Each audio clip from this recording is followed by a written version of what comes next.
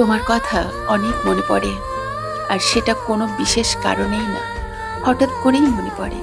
কখনো গান শুনতে শুনতে, কখনো কিছু করতে করতে, আবার রাতে একা বসে থাকলে তো আরো বেশি মনে পড়ে।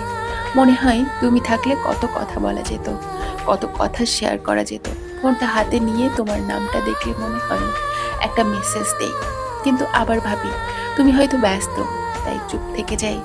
তবু মনটা থামে না, নিজের মতো করে বারবার তোমার দিকেই টানে।